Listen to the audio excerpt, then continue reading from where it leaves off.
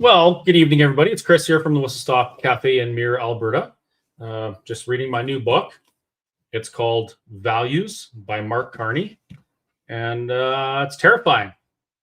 It's terrifying that our Prime Minister actually believes the things that he wrote in this book. And that's why you should know what's in this book.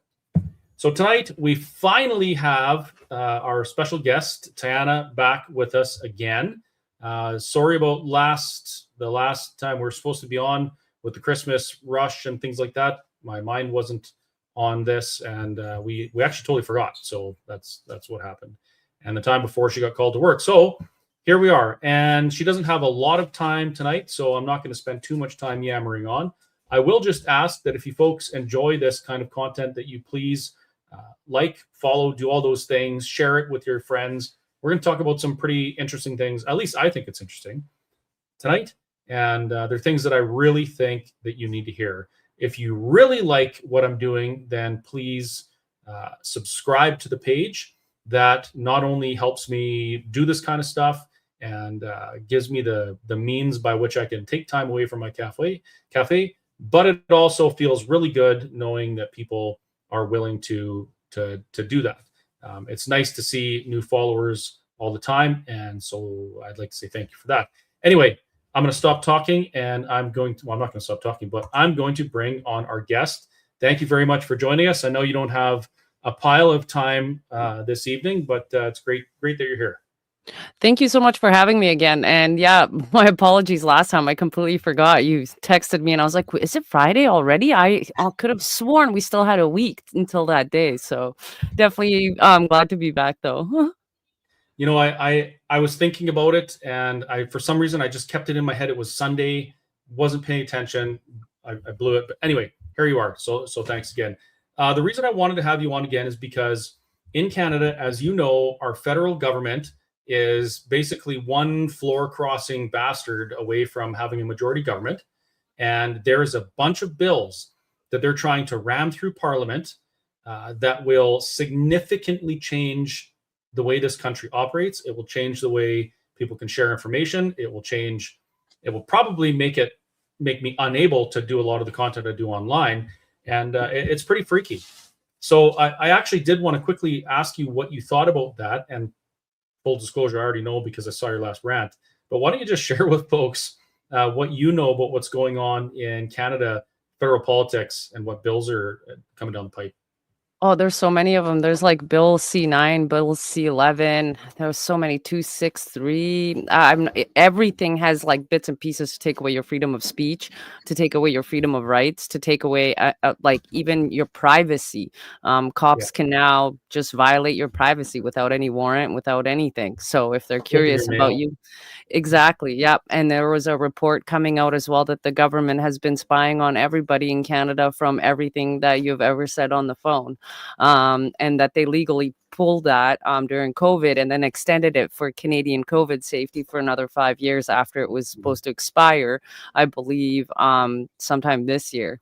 So it seems like the government of Canada doesn't trust its citizens anymore. And that's where it worries me because they like to project, right?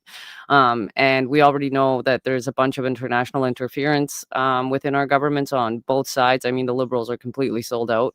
And so now if they can get the majority, they could just push through all of these bills and have everything set and ready for digital IDs, which they plan on kind of finalizing by 2028. Yeah, and if they don't get their majority, you know, if they're one away, they can always buy Elizabeth May a bunch of drinks, and I think that would probably get her on their side. You know, I looked into some of these bills, and it's a little creepy how similar it is to what they did during COVID. Some of the things in there, it's like they're not actually taking your freedoms away, but they're going to make like internet service providers or Facebook or Google or whoever punish you or play Big Brother on the government's behalf. Like the government's not going to do it. They're just going to make the ISP do it. Otherwise, they're going to fine them. So they're creating this, this citizen, like the citizen brown shirts, like we saw during COVID, where people were phoning the cops on their neighbors when they had too many vehicles, and then they're saying, "Oh no, we're not taking your rights away. You know, this is just what society wants," right? Exactly. Because in Australia right now, the government has told people to call the police on any of their friends, family, or neighbors that may have racist tattoos. And Oh, boy. Australians are doing it. So if they can get to that level of petty, they're pretty much done for, and they've got full-blown communistic minds ready for the system to just be implemented afterwards. The system. What do you mean by the system? So they want to put in basically communism mixed with Marxism, but it will be taken over by AI and it will be run by AI, so that there's no way of the people rising up, because AI is not a person, it's not a sentient being. But whoever will be controlling AI and programming it will have absolute control over people, but you have to prepare the people mentally to have the communistic mind, to rat on thy neighbor, to see the government as their overlords, to lose faith in any sort of religion. And, slowly they have to condition you so that when the system, the AI Marxist communist system, gets put in place, people will actually think it's for their own betterment in life in general. It's always for our safety, for survival, for sustainability. In Mark Carney's book, in Values, he says things like the ordinary person will have to give up some comforts or some conveniences, so that we can survive, because climate change and capitalism. This is two major contentions: is climate change and capitalism. And I found it interesting that he said the ordinary person. Like, the ordinary person, of course, is me and you. It's not Mark Carney. It's not our elite as they kind of see themselves. It's just us average everyday people who make the machine work. We're the ones that contribute time and value to the machine and output productivity.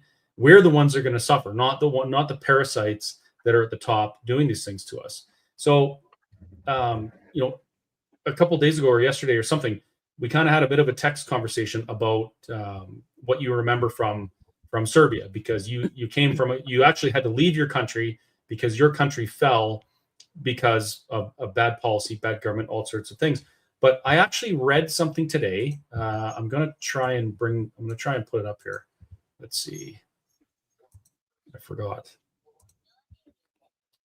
I want to do this guy. So I found this as I was searching for images of you to use. By the way, I found this, and I came to, it's a guy writing about, he's a journalist, and he's writing about what NATO did in Serbia and how he didn't think it was justified, kind of the history that led up to it. But he mentioned something that really caught my eye. It was, oh, come on. I had it highlighted. Here it is. NATO leaders pointed out that the repression that occurred in Kosovo does not exist in any Western democratic country. Now, keep in mind, folks, this is written in 2011, before Canada admitted 15 million new Canadians to the country. They were right. Western countries, however, do not have such great problems with national groups as Serbia does. In order to avoid such problems, Western countries have a strict regime of visas to prevent the number of foreigners from increasing. In Serbia, there are 26 minority groups. Their members represent about 1/3 of the population. Additionally, about 1/4 of the population are Muslims, mostly Albanians, but also South Slavs. The Albanian minority has the largest population growth in Europe.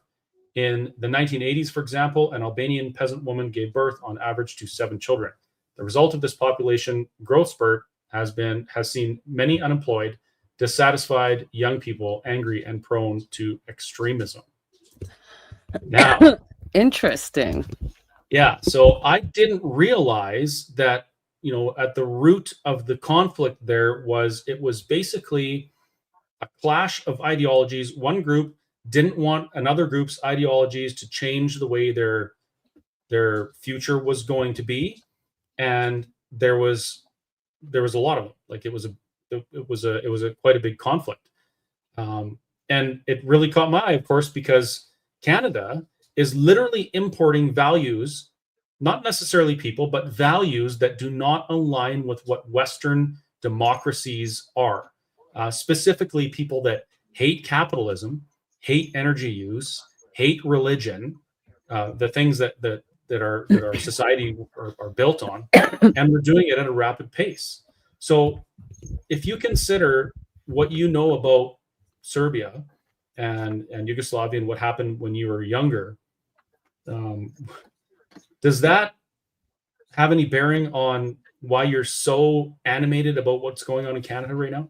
Yes, like the frustration of seeing the parallels between the fall of Yugoslavia, the death of Tito, the disgruntlement in a socialist communist country where, you have the ones producing and then you have the ones not producing, but they're also living a great standard of life. So you get a lot of animosity. Then you hit the people with an economic downturn, and that was usually about 4 years before the full-blown war started. And then the inflation really increased and businesses started to leave. And that's exactly what's happening in Canada right now. And then the only way to balance the loss in people is to bring in, mass migrants to offset that on paper, to make it look like Canada had a higher GDP than it did, so that I'm guessing they can borrow more money, because I have a feeling Canada's going down the shitter and they're probably writing our taxes and all of our, budgets, and skewing the numbers. So you can see a lot of similarities between the fall of Yugoslavia, the destabilization period, and then all it took was a false flag in Bosnia, of somebody claiming one side shot the other side. And it was like 3 days later, full blown war. And it was just insane, to go from like a normal country like Canada to like a full blown war. And then seeing human beings at their absolute worst. Like once the rules are out the window, civilization does not exist amongst humans when survival hits. It's an interesting thing to kind of witness at such a young age. How old were you? I was 4.5 when the war started. Really little. Yeah, but you remember like things. It's so weird. Like you just have flash images of certain things, and that's about it. But you remember them, and you were there. And then you try and get adults to fill in the rest of it if they remember what you remember. So yeah, they're interesting. That kind of made me think of something. Right now, our allies are picking a fight with one of the world's greatest superpowers, Russia.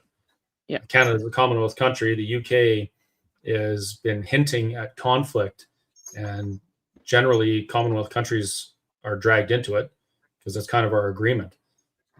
So we've been largely destabilized. We've been flooded with people. You mentioned the GDP being affected by, or being kind of propped up by immigration. I learned recently, and I should have known this, but in Canada, roughly 1 in 10 people work for bureaucracy or government of some sort. Like they're not actual producing citizens. They're a parasitic draw. Not saying that they're not valuable and we need bureaucrats or whatever, some, but our GDP is actually inflated with the economic cost of the bureaucracy, which is it's a draw. It's a parasitic draw. So, we have all those things, and now we have potentially war looming. Our prime minister has been disrespecting our best ally, the United States, for months. Picking fights with them and trying to strike trade deals with other places. We're sending another $2.5 billion to Ukraine when Canadians certainly need that kind of economic stimulus right now. Where do you see this going? And do you think there's anything we can do to stop it?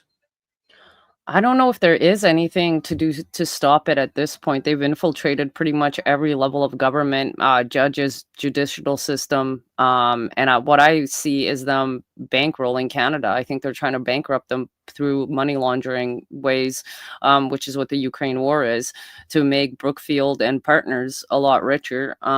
Meanwhile, Canadians are being told to boycott American products and that we can sustain ourselves without them. And then because I think the frustration amongst the people are starting to grow, and I think the governments are kind of losing the narrative of, oh, you know, everything's somebody else's fault. Now they're collectively saying Putin's the bad guy. You know, like just, you know, take your anger and point it that way. Meanwhile, Putin is just sitting there like, I didn't say any of this stuff that they're claiming.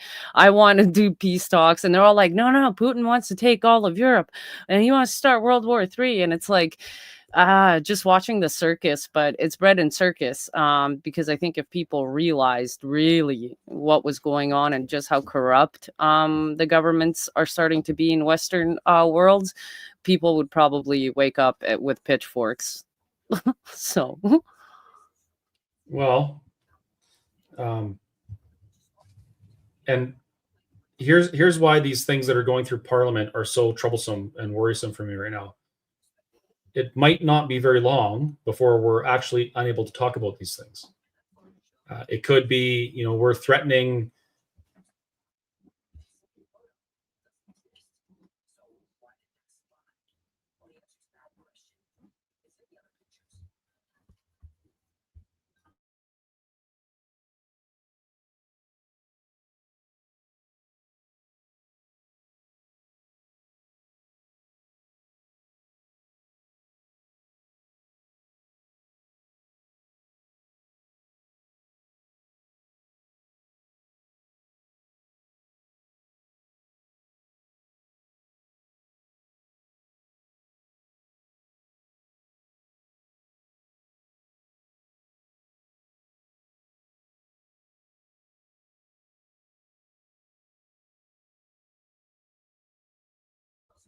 I'm not sure if it's me that's frozen or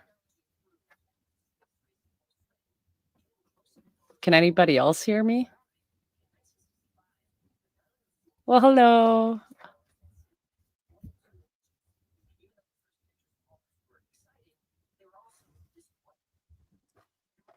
I just started talking about that stuff and my internet went completely dead.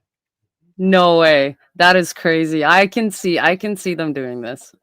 That's interesting. I have a second internet. I've actually got Starlink as well as my rural internet. I just had to switch to my garage's Starlink to get back on. Unreal.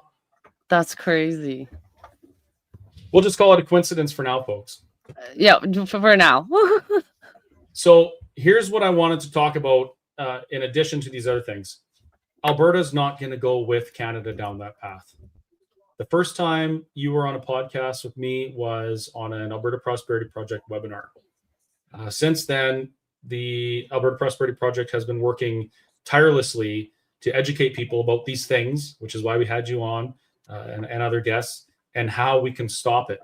We can't stop it by voting because the entirety of Western Canada can vote one way and it doesn't make a damn difference. They'll just do what they want. So we want out. And we're going to start collecting signatures in January for to compel a referendum in October of next year on Alberta independence. So nice. by this time next year, Alberta could be and will be, if I have anything to do with it, the lone wolf that stands up to this and puts the brakes on. Have you been kind of following that while you're down there? I really have, and I keep rooting for Alberta. Like, I'm not even kidding. I'll watch the news and I'll look at your guys' progress and where you're at, and I'm like, yes. I'm like, let's go. Because honestly, like I've said it many times, I'm Albertan first, and then Canadian. Just because I spent most of my time in Alberta, I absolutely love everything about it, love everyone. And honestly, like I will put that all out there if you guys need any help with that, just because something needs to give. Like, there's absolutely no opposition left in Ottawa. Everyone seems to be one giant uniparty, and the Conservatives aren't really pushing anything, and they're also sold out like 60-70%. So if Alberta can actually go ahead and be like, hey, listen, we're not taking orders from you guys anymore, like, we want our own independence, hell yeah. Yeah. And as I've found out, when one person stands up for what they believe in, it makes a difference, and other people come with us. So in Canada's case, Alberta's going to stand up and say, listen, guys, we're not going there, and other people will pay attention. So I appreciate that offer, and I would say the best thing to do for anybody to support Alberta independence is talk about it.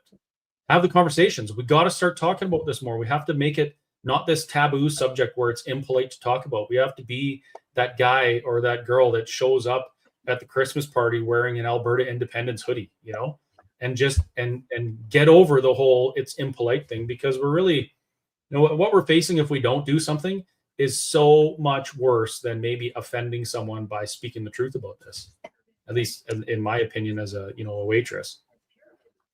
Oh yeah, absolutely. No, I think the more we talk about it, the more the idea gets out there, the more people realize just the benefits that Alberta will have from the independence. And I also don't understand the hate towards that movement, especially from outside provinces like Ontario, where they're like, oh, we don't like you guys. You guys are a bunch of hillbilly rednecks. It's like, okay, well, then we're just going to leave. Oh, no, you can't leave. No, you're part Canadian. It's like, you just called us dumb redneck hillbillies, like lowest of the low. It's like, okay, so let's just be independent.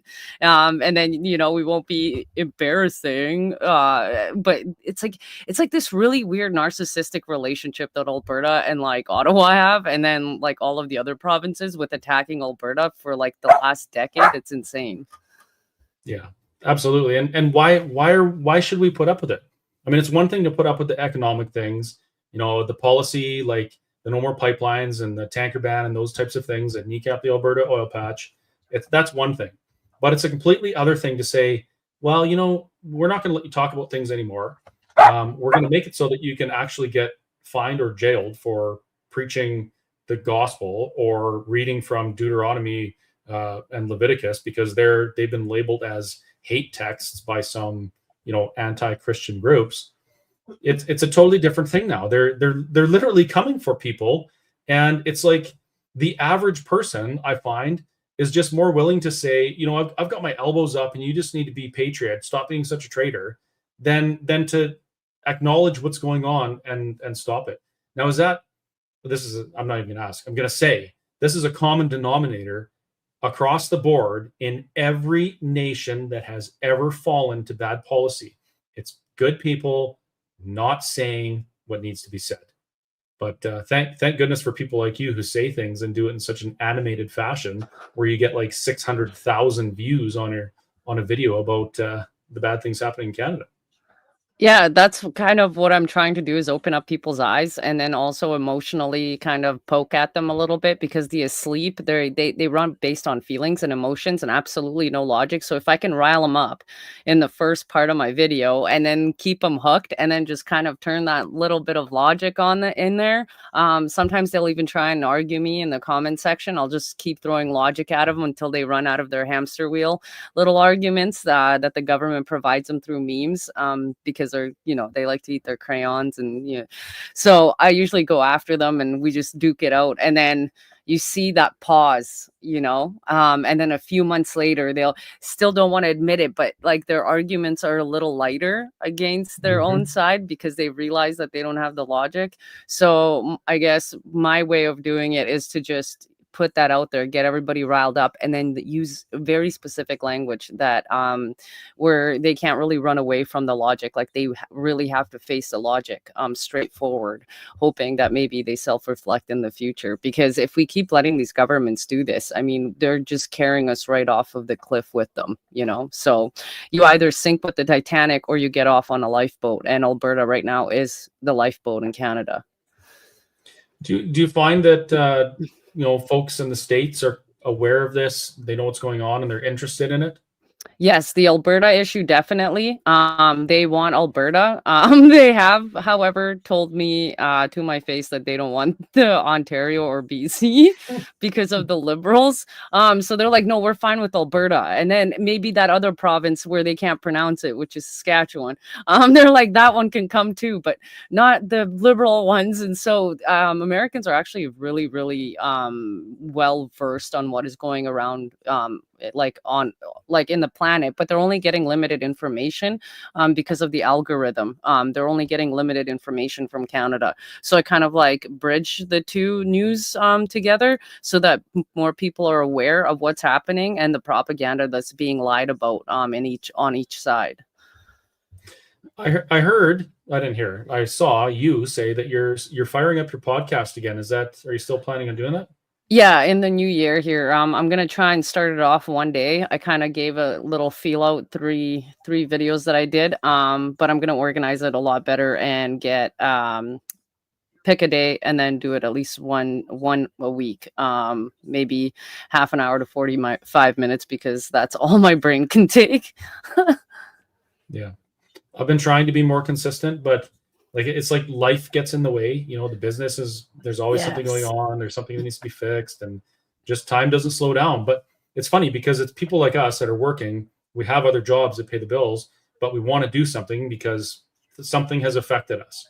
I think, obviously you with your, your history and what you went through having to leave your country, that affected you in a way that makes you speak up when you see something's wrong. I was a complete lazy, politically apathetic person until the government tried to take my restaurant from me, and so I got involved. But I think that's kind of what's happening, and so I am trying to be more consistent. But the reason why I asked you about your podcast is because I have an idea for a guest for you if you're going to do guests. Ooh, absolutely. The most Albertan man in the world. Okay, hold on. Is that dude real or is he AI? I've been trying to figure that out because people are like, no, he's AI. He's not real. And I'm like, what is happening? Because like I haven't been able to follow like the rabbit hole down. So is he actually a real dude or is he AI? Well, I think he's, maybe he lives in all of us a little bit. Maybe the most Albertan man in the world is inside all of us in some way. But there's awesome. a picture of me shaking his hand. So I saw that. That's where I was like, wait a minute. I'm like, was that real or AI? And I can't even tell anymore sometimes. yeah. Well, there was a guy in my cafe looked just like him. I can't say whether or not it was him, but anyway, I'll try and get you connected with the most Albertan man in the world because I know his press secretary. Maybe we can make that happen. But wouldn't that be cool if people in the States started seeing this information? Because the Alberta Prosperity Project has sent envoys to Washington to meet with people in the State Department to talk about this. Say, look, this is what we're doing. We want to know how the United States, what does the Trump administration feel about this? How would you like to have a grown-up neighbor to the north that cares about the economy, cares about continental security, and is aligned with your values? And they're very, very receptive. Like the United States government, it seems like why wouldn't they? Why wouldn't they want a northern neighbor that's standing up against this garbage? Like Trump has been standing up against it for years with his little hiatus for Mr. Autopen. But I think all in all, that would be absolutely fantastic. And I think it would be a force to be reckoned with if we were aligned with the United States in standing up against what we know they want to do to us. Absolutely. No, I think honestly, you guys are getting a lot of support from the regular people down here. And I'm pretty sure that Trump would want an ally, especially with oil, gas, the minerals, and, Alberta being so much more culturally aligned with Americans now that I'm down here than like, let's say Ottawa or Toronto or, pretty much anywhere else. Like it's a weird little niche. I think that Alberta is built, and it's almost like Albertans for Alberta, and we don't really like Ottawa telling us what to do. So Alberta already has that free American kind of like spirit, and I think honestly, like if the United States supported Alberta, I think it would be a great addition to the United States. And it would actually help out Albertans not have to kiss Ottawa's ass and Greta Thunberg's policies anymore. Greta Thunberg, yeah. Didn't she sail a boat over to some place she shouldn't have gone and get a bunch of people thrown in jail or something. That was just wild. Couldn't believe that. Yeah, she went The from flotilla. Frotilla, where she had like that one chick that's I think's a porn star or something that was dancing. Apparently the entire time it was just like a drinking, drug induced like hippie fest on that boat. And they didn't even find any aid on it when they got pulled over. So I'm like, yeah. Oh, what a shit show. Yeah, liberals are kind of funny. So, are you planning on staying in the States? No, we have a 5-year visa. Okay. Yeah, so we're pretty much like just gonna work and whatever until our visa runs out. So by the time your visa is running out, you might have a new country to come back to. Yeah, that's so true. That's why I'm like, I hope Alberta separates. Like, that's why I was like, if you guys need my help, let me know, because I love Alberta. The thing that I miss, like all of, because I was so far up north, is the endless summers, or endless daylight in the summers, and then how dark it gets at nighttime. The lights, I miss those in the winter. There's so many things, like just not having any traffic. I miss the Mennonite and Hutterites, getting all of the products from them because they were delicious. Miss those guys. There's like Seminole, but it's a 6-hour I think drive from here to a Mennonite village. We went, I think, for lunch one of the days. We were driving back and it kind of reminded me of Alberta.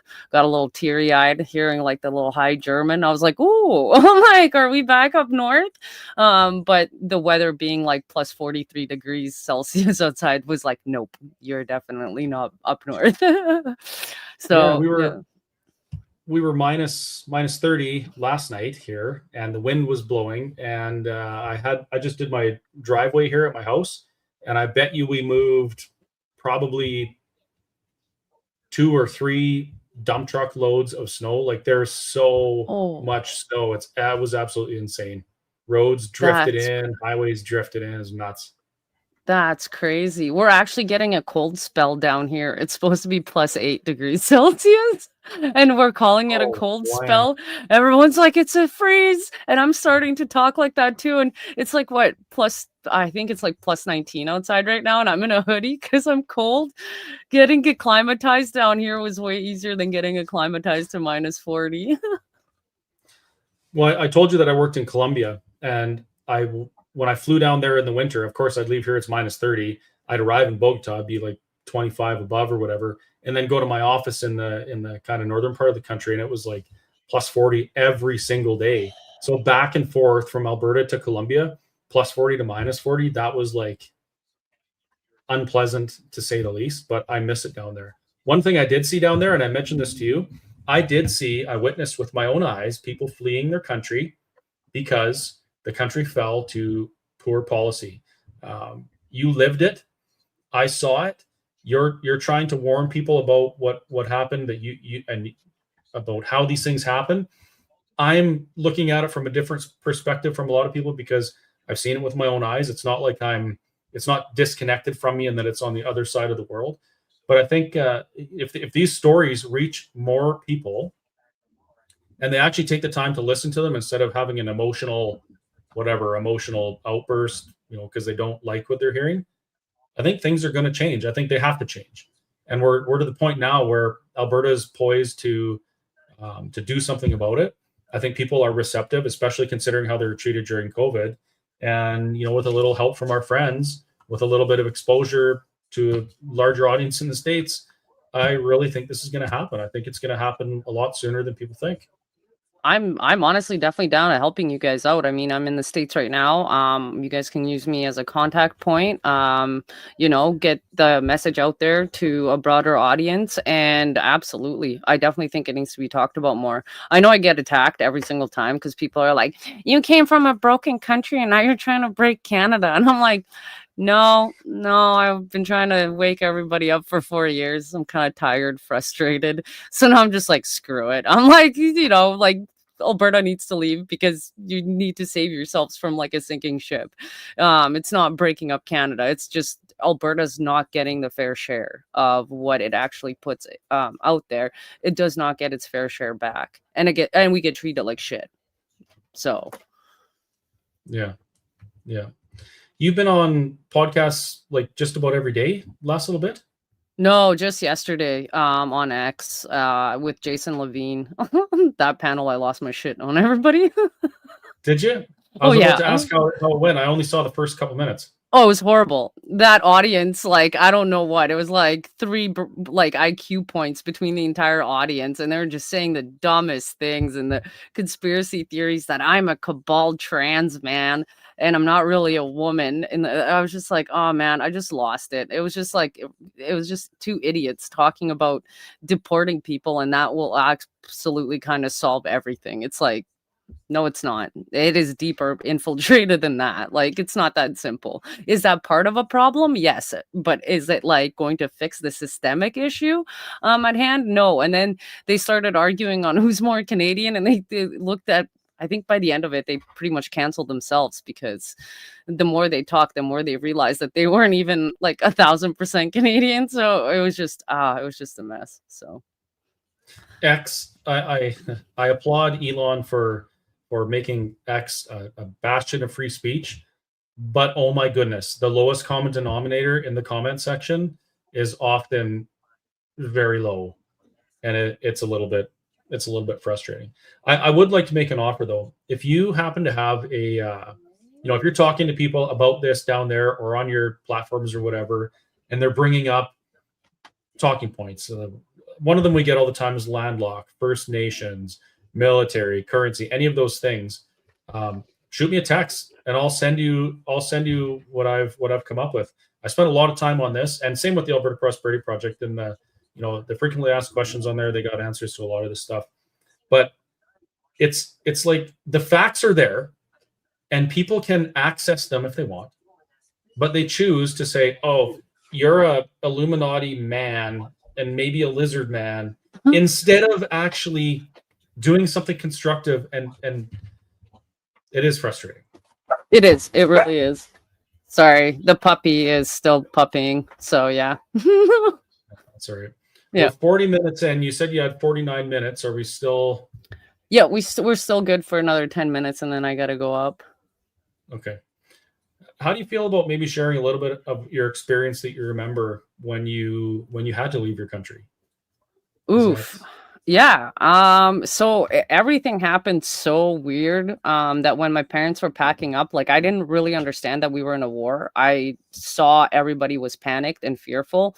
I heard the talk, so I knew it wasn't good from the tone of the voice. And then one of those, those airplane, like military planes, I don't know what they're like super slick, but like if they fly by, they like shake everything. One of those flew over my grandma's apartment building, and we were all in her apartment. It was like my dad, my mom, uncle, his wife, my cousins, like my grandpa, my grandma, and everyone's like freaking out. They don't know what to do. And I remember a lot of chaos. And then I remember my dad was siphoning fuel out of somebody else's vehicle into our vehicle so that we could flee. I remember that, like, just that little bit piece. And then I asked my parents whether that was real or if I imagined, and they said no, that was actually real. And I could describe both of the cars, like what our car looked like and what color it was, and what the other car and what that color was like. And then you just get certain flashes of like just really weird scenes.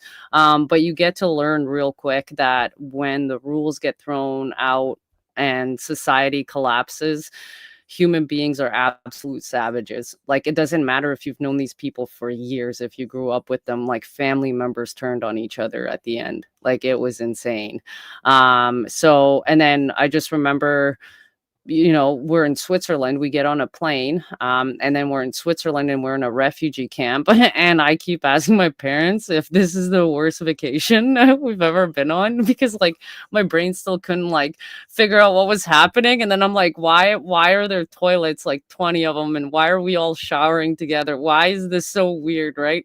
And I think it took about almost 2 years. I was already probably like 6.5, 7 by then, to actually understand what was happening back home, and like the depth of it. And then the older I got, the more information you get, and the more you kind of put the puzzle pieces together, and it starts to make sense. But it was definitely it at the time. Not gonna lie, I thought that was normal because I was young. I didn't know anything besides that. And then when you grow up and you realize just how messed up, like, some of the things that have happened in that camp, that like even that I went through, and you start to realize just how messed up it is and how much it affects you, like once you're an actual functioning adult and can understand the gravity of the situation.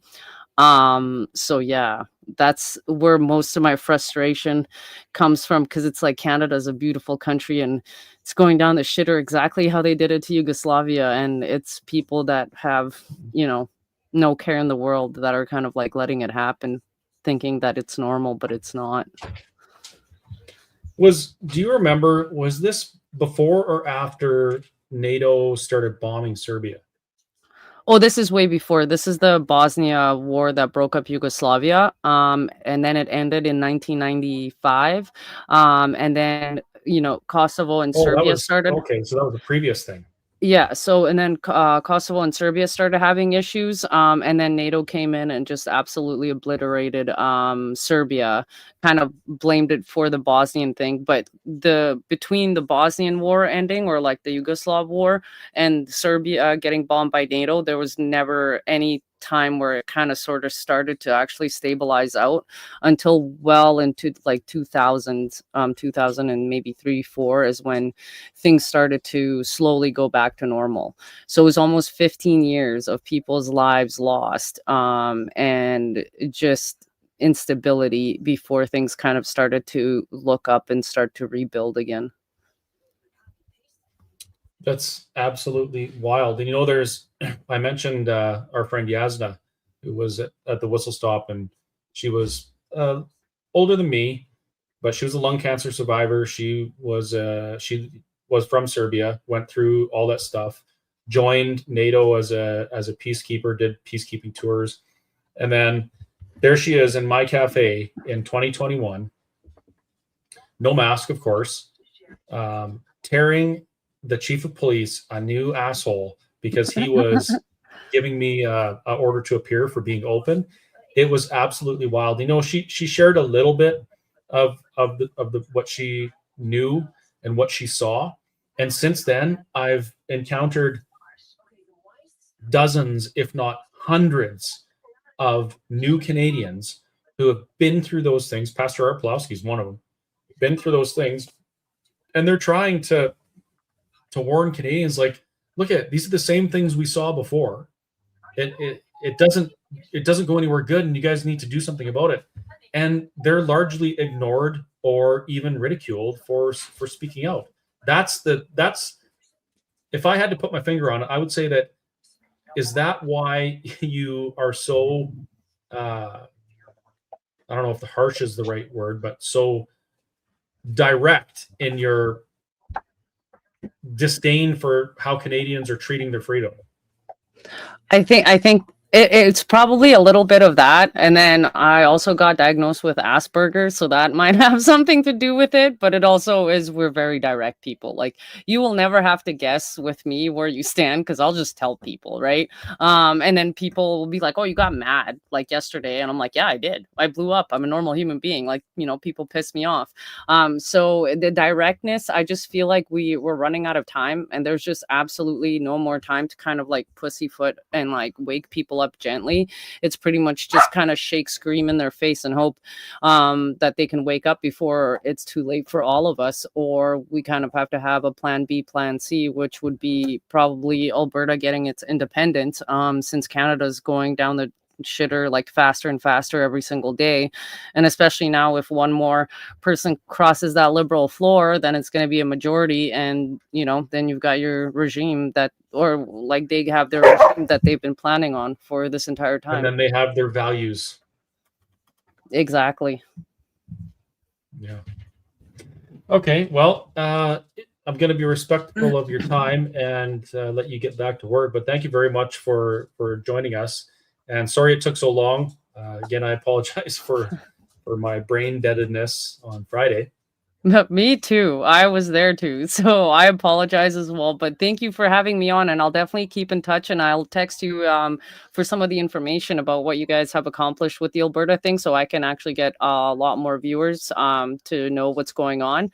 And I wanted to just say thank you to everybody that is in the comment section that's watching. I hope you guys have an amazing, great New Year's Eve and an amazing 2026. So here's to Alberta's independence in 2026. Yes, it's going to be a very happy new year, but only if we get to work. We got to get to work and make it happen. Tana, thanks again. Hopefully we'll talk again soon. I know there's piles more to talk about. And yeah, we'll work on some of this stuff together. Absolutely. Awesome. Thank you so much, and Happy New Year's to you too. All right. Take care. Bye-bye. Well, there you go. Finally, we had Tana, and again, that was, I wish we had more time, because I really wanted her to go a little bit more in depth about what she went through and what she remembers and what she's realized since then, because I think it's important that people hear those, not just the politics stuff, not the the legal stuff, whatever, but the human part of this. There is a human aspect to all of these discussions, whether it's government or climate change or capitalism or anything. There's always the human component, and a lot of times it gets ignored because I don't know, it's not as exciting or whatever.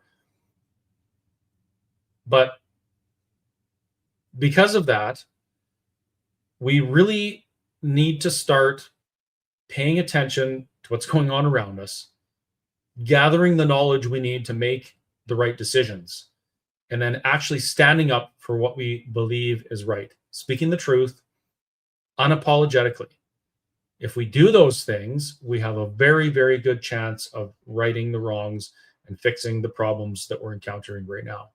If we fail to do that, as many other societies have failed in the past, we may no longer be a society anymore.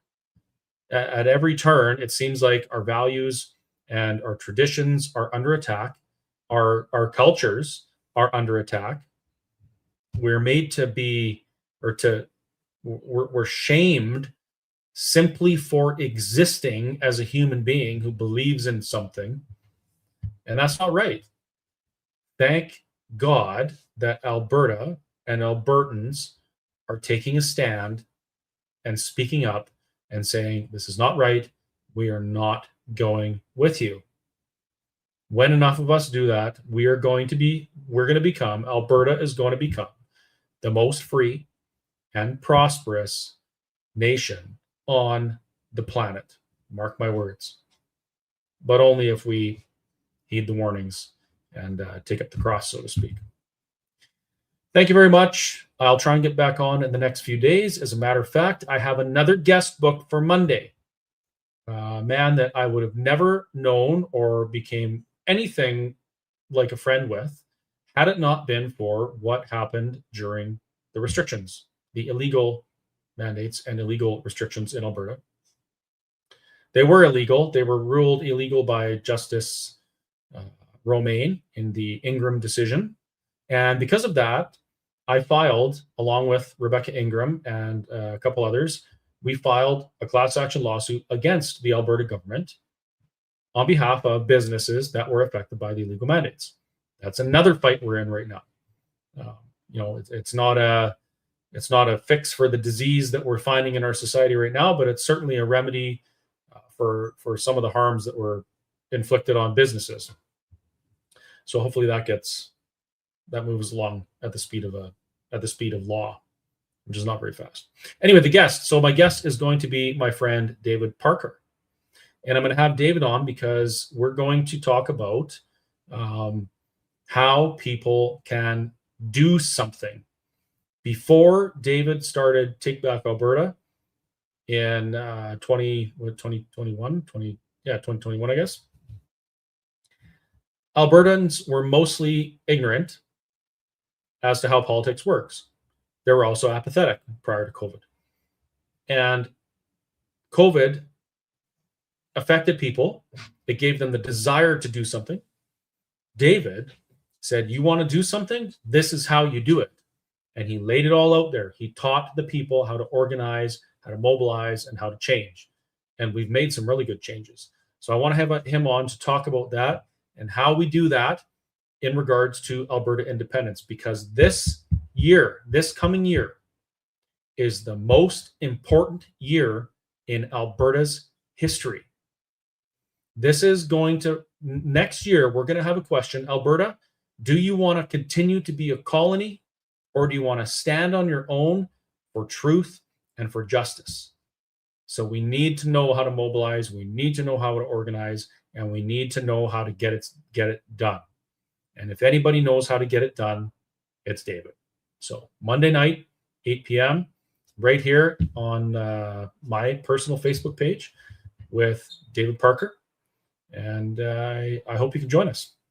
I'm going to take like 30 seconds. I'm going to zip through the comments as fast as I can. I'm going to answer something with a question mark. And then I got to go because I got some things to do tonight. Specifically, I want to go and watch Jason Levine's podcast from last night where Tajana got angry, because I love it when she gets angry. It's great. She's so direct. It's super entertaining. She's right about what she's saying. And it kind of reminds me of being in the doghouse on the rig. Yeah, she talks like that. It's great. So comments. What do we got here? Alberta independence. Let's go. Alberta independence. Yes. Yes, we need to be independent. Alberta independence 100%. I'm sensing a theme here. Alberta takes a stand. Great. Happy New Year. Happy New Year to you as well. Thank you. One more hate speech bill. Yeah, that's coming. Oh. Okay. Well, it's mostly comments of support. Tajana's so cool. Got to love her. Thank you, Chris. Happy New Year's. Wow, folks, no questions. We must have answered everything. But there's a lot of comments. Okay. Gotta go. If you have a question, please post it right now in the comment section. Put some question marks in front of it so that I can skim through and find the questions, and I'll reply to them in the comment section later. And we'll see you Monday night. Good night.